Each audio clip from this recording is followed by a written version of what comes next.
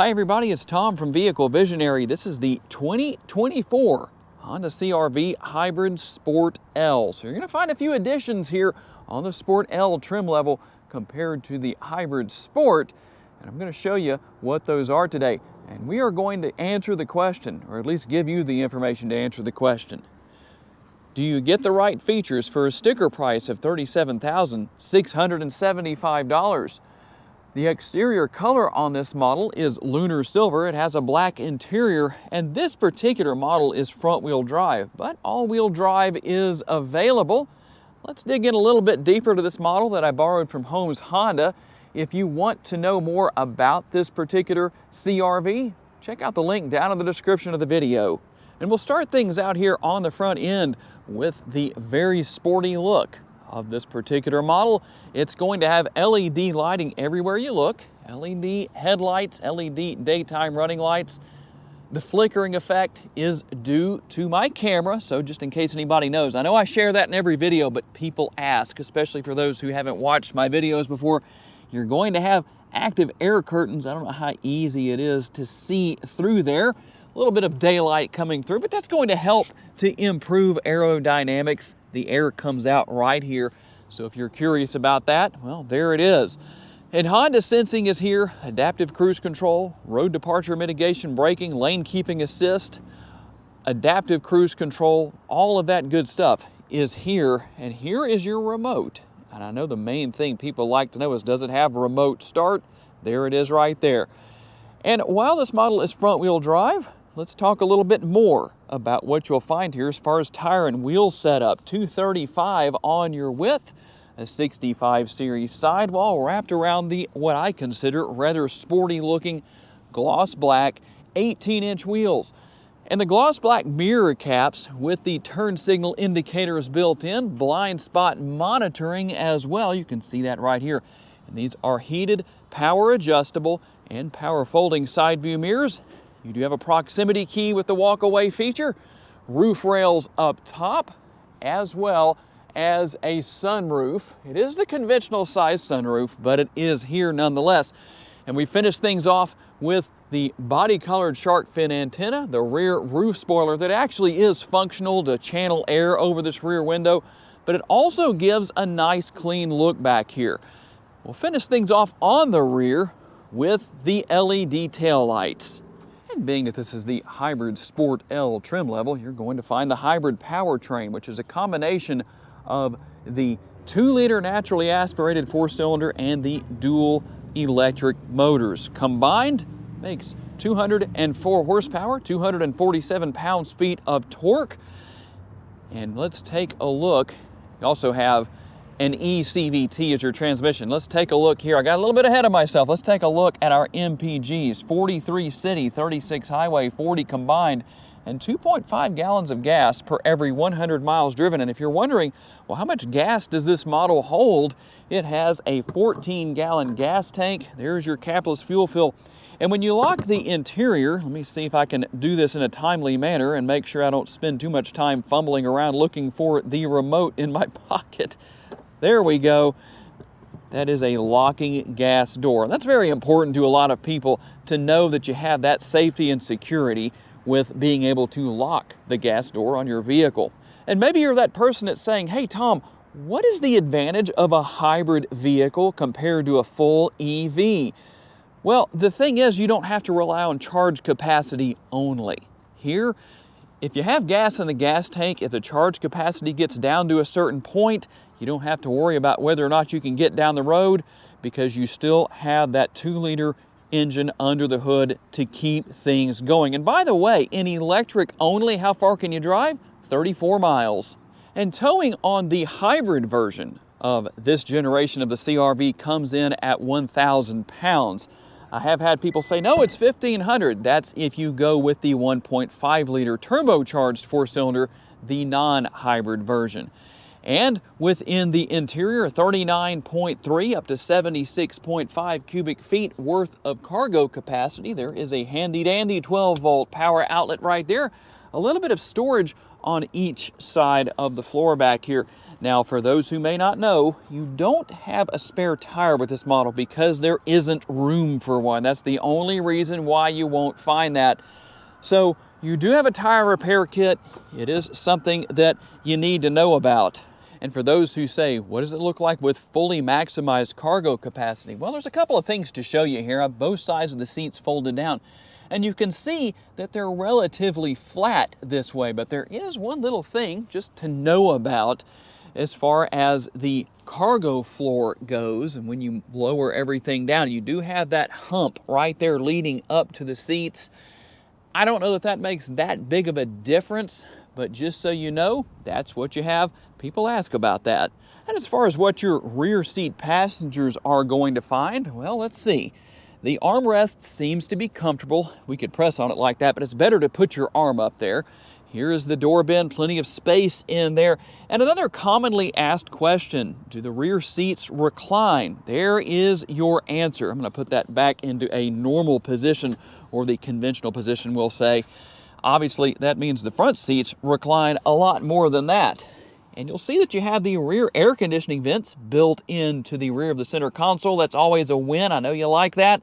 As well as the dual USB port options. And what about drink holders? While you could use the bottle holders in the door bins, you also have the drink holders right here within the armrest, the fold-down armrest. And I can't say this enough. I really like what Honda has done here, because you could have two rear seat passengers back here with two bottles in the drink holders, and they can still take advantage of the armrest, because this area is not where the drink holders are located. More car makers should take note of that. And last but not least, from the rear seat area, there is the perspective with the sunroof. It does slide and tilt open. And if you have that person in your life that wants the largest door bin and the largest armrest possible, well, they need to call Shotgun, because that's what they're going to find. Larger armrest and most certainly a larger door bin. These front doors are a little larger. Plenty of space here for the driver and the passengers in the front seat, or passenger, I should say. Let me take that S off. I heard it just before anybody says anything about it. It's okay to laugh. Heated and power seats here for the driver and the passenger. And a quick look across the dashboard. We'll take a look into the glove box. See what's in here. You're going to have your wheel lock key right there, so that's a good thing. And another 12-volt power outlet, as well as more USB connectivity and a wireless charging pad. Here is the shifter.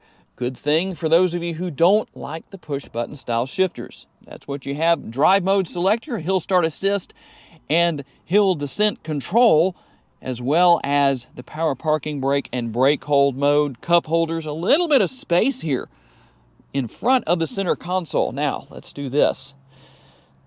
If I was going to sit in the front seat, I would probably lower my seat a little bit here on the passenger side to take more advantage of using this lid for the center console as an armrest. There are options where that's concerned. And then within the center console, quite a bit of space. And I told you earlier about how you have that tilt and slide open feature with the sunroof. Here's how you control that. Sunglass holder right here. And I'll show you what else you have up here besides. Let's see if we can give you a good view of that. There we go. And your map lights or reading lights. And beyond the obvious features you're going to find here on the driver's side door for controlling the windows and those heated power adjustable manually folding side view mirrors. I didn't mention that they were manually folding. I've actually had somebody ask me, how do you manually fold the side view mirrors like that? Yes, that actually did happen. It's okay to laugh about that too. Somebody actually asked that question once. But the one addition you're going to find here, calm down, it's okay, you don't have to laugh too hard about that. I can hear some of you laughing out there. So now that you've calmed down some, I'll show you that you have seat memory here on the driver's side door. Two different settings for that. You can open and close the power rear lift gate back there, and you can control whether or not traction control is on right here. The lever right here drops down to adjust the tilt and telescopically adjustable steering wheel. And just a little tip, make sure you put that back in place before you take off down the road, because, well, that could be interesting to have the steering wheel moving all over the place. Don't do that. We'll hit the push button start and get everything up and running here. A very nice, modern looking, but still very simplistic digital dash. Another question that was once asked of me, can you get rid of that digital speedometer in the center? Somebody wanted to do that. They'd rather just have the analog gauges. No, you can't. There's no way to do that.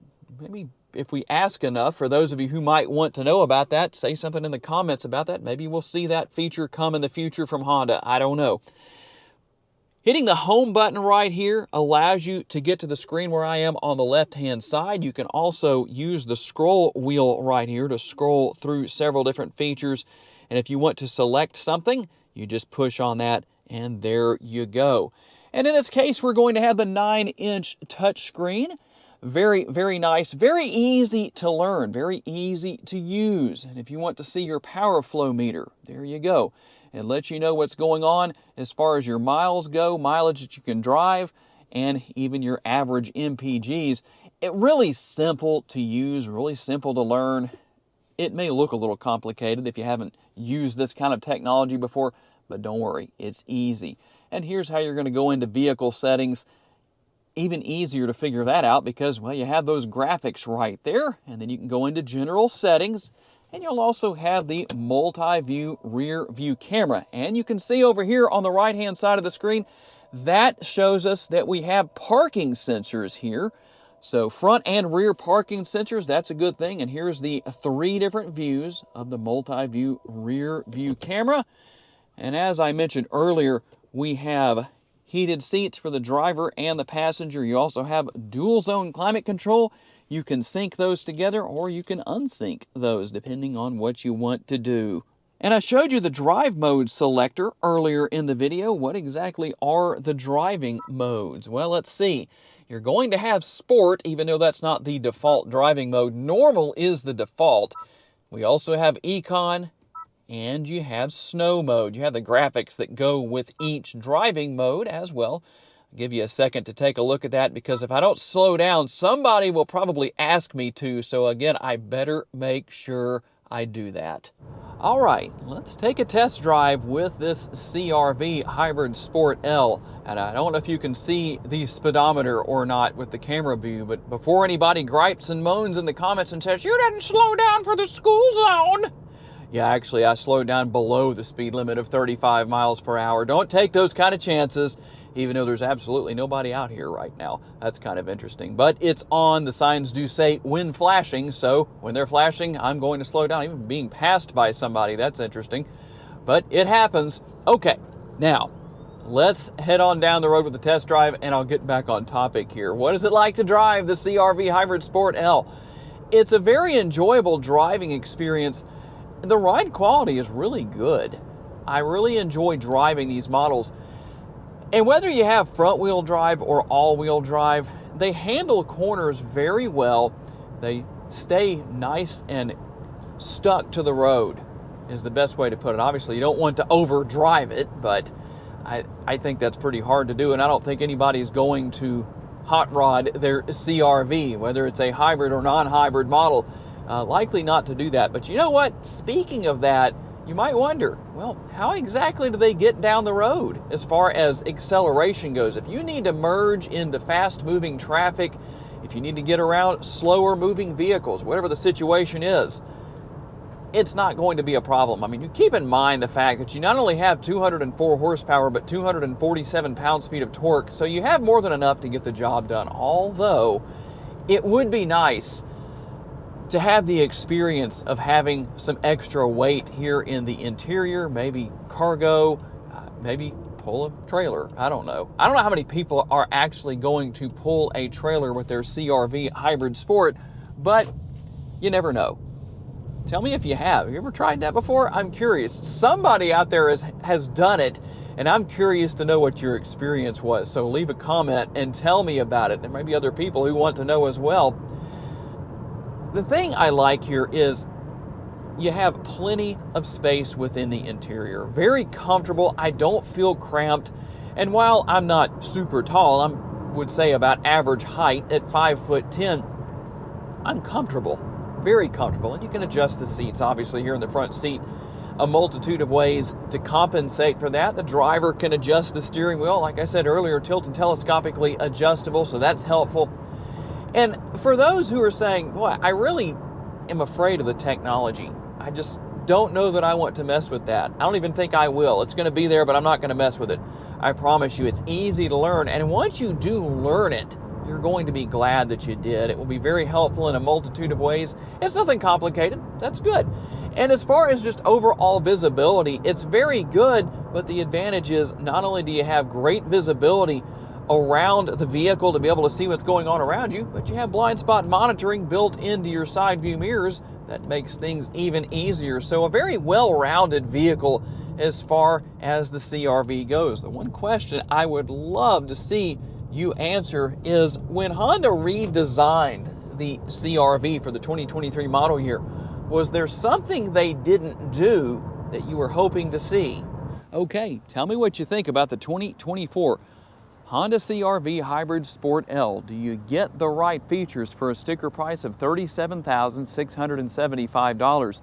And depending on where you live, you might find prices that are higher, you might find prices that are lower. That would sure be nice. But tell me what the market is like where you live down in the comments section. I'm curious to know what your local Honda dealership is charging for this same trim level of the CR-V. I do want to say a special thanks to my friends here at Holmes Honda for loaning me this CR-V for the day. And a special thanks to each and every one of you for being kind enough to give me the opportunity to give you a vision for your next vehicle. If you enjoyed this video and haven't subscribed to the Vehicle Visionary YouTube channel just yet, please consider doing so.